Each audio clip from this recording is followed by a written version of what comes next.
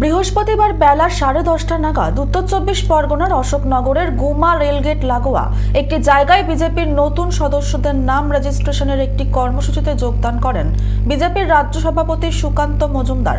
নিজের হাতে নতুন সদস্য হতে আসা কয়েকজনের নাম নিজের হাতে রেজিস্ট্রেশন করে দেন। এরপর তিনি অশোকনগরের সেনডাঙ্গা এলাকায় একই ধরনের আরও একটি কর্মসূচিতে যোগদান করেন। তার আগে গুমায় সাংবাদিকদের মুখোমুখি হয়ে তিনি রাজ্যের বেশ কিছু বিষয় নিয়ে কথা বলেন। রাজ্যে শাসক দলে অভিষেক ও মমতাপন্থী তৃণমূল নেতাদের মধ্যে যখন কাদা ছোড়াছুড়ি হচ্ছে সে নিয়ে প্রশ্ন করা হলে সুকান্ত মজুমদার জানান, একটা পার্টি মরে যাওয়ার আগে এমনটা হয়। যদু বংশ ধ্বংস হওয়ার আগে মুঘল পর্ব শুরু হয়েছিল, তৃণমূলে এমনটাই চলছে।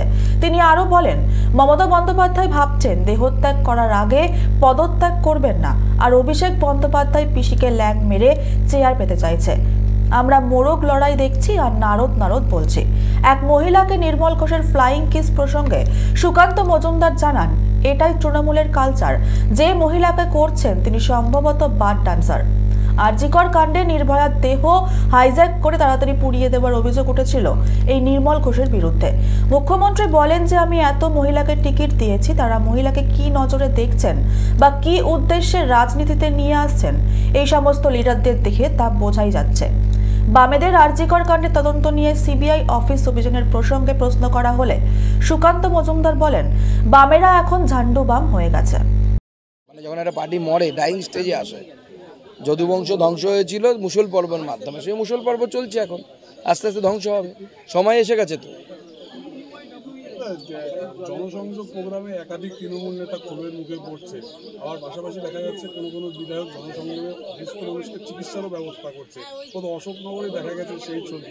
তৃণমূল 26-এর বিধানসভা নির্বাচনকে সামনে রেখে এখন থেকেই জনসংযোগ শুরু করেছে। দেখুন, জনসংযোগ এখন ভোটের আগে যদি শুরু করে তাহলে সাধারণ মানুষকে বুঝতে হবে যে এ মুরগি পোষার মতো মুরগিকে খাওয়াচ্ছে, টাইম হলেই জবাই করবে। যদি জনপ্রতিনিধি সঠিক হয়, আপনার জনপ্রতিনিধি গোটা বছর আপনার সাথে থাকবে, গোটা বছর আপনার পাশে থাকবে। এখন কেন জনসংযোগে বেরোতে হচ্ছে জনপ্রতিনিধিদেরকে? আমিও তো জনপ্রতিনিধি, আমি তো গোটা বছর, গোটা 5 বছর চলে। আমি দ্বিতীয়বার জেতার পর থেকে পরের দিন থেকে শুরু হয়ে গেছে আবার।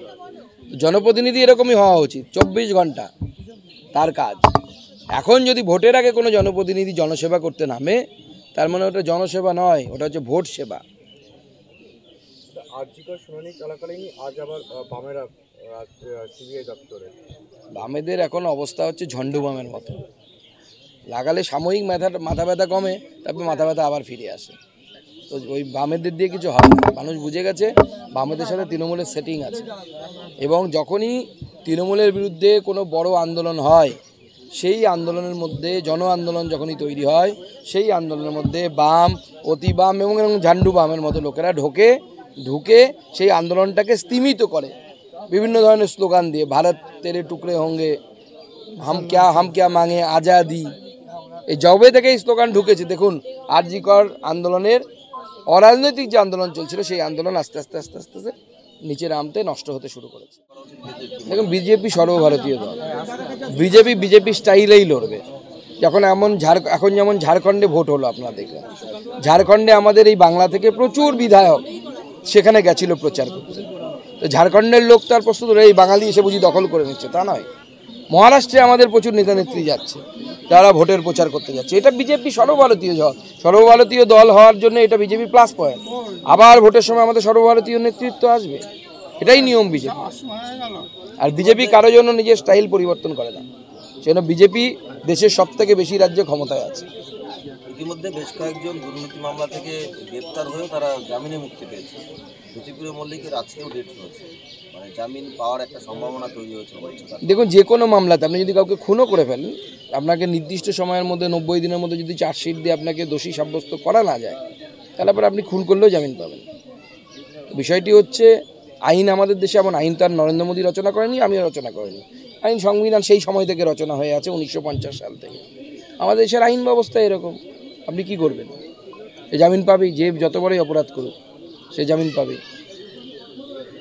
নির্মল ঘোষের একটা ভিডিও ভাইরাল হয়েছে, উনি ফ্লাইং কিস করছেন, সিরিয়াল লিডার। না, এটাই তো তৃণমূলের কালচার।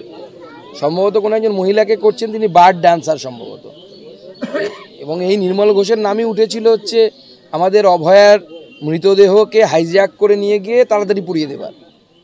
এখন মহিলাদের এটা কী সম্মানে দেখে তো বোঝাই যাচ্ছে।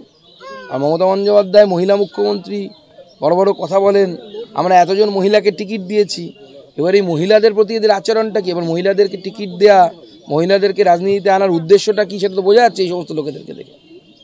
রাজ্য পুলিশ সিবিআই একসঙ্গে তদন্ত করছে, তার সেক্ষেত্রে এই আরজি করের ভবিষ্যৎ কী রয়েছে? এখন আরজি করের ভবিষ্যৎ ওই যে 5 দিন মমতা বন্দ্যোপাধ্যায়ের পুলিশের হাতে ছিল, সেই 5 দিনে ভবিষ্যৎ যা করার করে দিয়েছে। যেমন রাজ্যের ভবিষ্যৎ, এই মামলার ভবিষ্যৎও তাই।